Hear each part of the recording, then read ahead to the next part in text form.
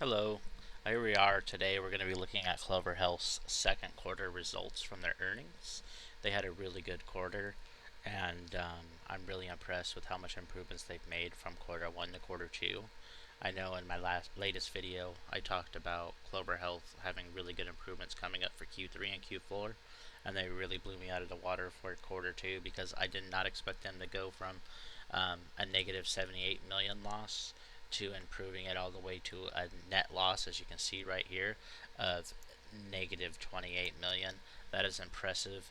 And look, their adjusted uh, is 10, so that means 10 million profit. So that's really impressive. Um, Another thing is to note here from Q2 2022 to 2023, instead of having a net loss of 104 million, it's only a net loss of 28 million, and that's really good. And one of those reasons you're going to see that here is because you know how you see the total revenue of 846 million compared to only 513 million this quarter of quarter two 2023. That's really good because as you can see that non-insurance revenue was 577 million. It decreased to 193 million, so that's part of another one of the reasons that you'll see there. As you can see here, adjusted salaries and benefits, they decreased those a little bit, so that's going to help. Salaries and benefits, see, it just decreases. You'll see here, non-insurance MCR improved to 99.6 from 106 last year. The insurance MCR was impressive. Somehow from last year, from 92 all the way down to 77. That even improved from quarter one, which is impressive. So yeah, we have our total revenue at 513 million. Our insurance revenue though is really good from Q2 2022 268 million to 314 million. So it is growing. That's really good. It's growing year over year. You can see here their forward guidance was really good also. So they're really conservative, so that's why they kind of knock it out of the park. But that's good. At least they're beating their conservative thing. So see, insurance revenue grew by 17% to 314 million, and MCR improved to 77.2% from 92.1. So this is really good, and we're going to go ahead and use a 17% growth rate, even though that's just insurance, to show kind of the value of Clover right now. And as you can see down here, insurance MCR, this is their financial outlook for the full 2023, is expected to be in the range of 83% to 85% in 2023. Non-insurance revenue is expected to be in the range of 0.75 billion to 0.80 billion. The non-insurance MBR is still expected to be in the range of 98% to 100%, and as you can see here, insurance members June 30th, 2023 is 82,526. As of last year, it was 86,000, so there is a decrease. But their non-insurance beneficiaries, that has decreased a lot, so that's going to be good for their free cash flow going forward. Hopefully that doesn't affect families too much, so I hope that doesn't sound like a greedy thing to say. I am not too sure how you guys feel about that. We do want Clover Health to help people more than we want to make money. First and foremost, that's kind of the point of Clover Health. They kind of did talk about in their earnings report about being a sauce, and then they are going to be having a conference on August 9th, which is tomorrow. That's going to be interesting to listen to and see what they have to say there. Scott, the CFO, he did say that we are going to be looking to be profitable in 2024 and that we will not be issuing any more shares to grow. Right now, they're going to become profitable before they turn on the growth machine again. So once we do turn on the growth machine again, we're going to have to recalculate the value of Clove currently. So if you just go up here, we're just going to go based upon this. Let's just say it's pretty accurate all the way through, so 314 million. So if we go here, we'll do 314 times 4. You have to put an equal sign here. Equals, this is just on the revenue, so 112, right? But it was 513 million. That was on the insurance revenue, 513 million times 4. So 2052. We're going to take that number, and then we're going to go ahead and times that by 0.05. So we get 102.60. So we're going to go ahead and estimate that to 103. Outstanding shares for Clove.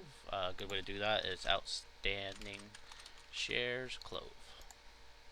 So currently it says 489. We're going to round that up to 479. We're going to go ahead and 479. So as you can, oh, we didn't put a growth rate. I'm sorry. So without any growth rate, assuming it's 0%, as you can see, even the worst case here. I'm sorry, I should change the wording for these. But essentially, you know, it's just a discount rate. So 10%, 20%, 30%, 40%. That's what we have here. A discounted cash flow, no discount. So it basically is saying this is what the price would be, $3.14. But if we put our growth rate here, 17%, we're going to go ahead and get, see, a base case of 925. This is the 8% discount rate. Some people like to use 10%, but on a business like Clover, I know in the future they're going to turn on the growth machine.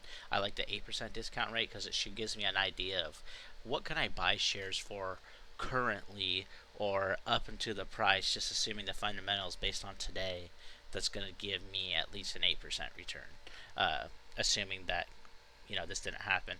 But did you go back to normal? I think over the next 5 years there were analysts that was predicting like a 31% growth rate. So we're going to go ahead and show you with the 30% growth rate, assuming 103, which is 5% of the current total revenue for the year. As you can see, we're going to go ahead and get a base case of 24.15, and then a bull case 27, and then a no discounted cash flow $30.19. That's assuming, you know, they were going to grow the business by 30% year over year, which I think is a little more realistic. There are people that have said, oh, Clove, when they turn on the growth machine, they're going to grow by 50 to 70%. I don't know how realistic that is. I do think 30% or even 25% is just a realistic thing to look for right now. So, like, let's say we do grow our revenue next year, and then we were turning on and we did get to 25% discount rate, and, you know, revenue grew to about 2.5, you know.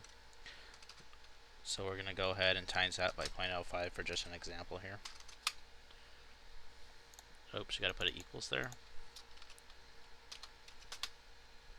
I am so dumb. I'm so sorry. I have glasses, so, and I have astigmatism. It's hard to see with the light. I don't know why I changed it to dark. So we're going to do 125. Let's just say we do 125. This is based on like an estimation of next year's 5% of the cash of the revenue if we're not positive with a 25% growth rate. These are the numbers.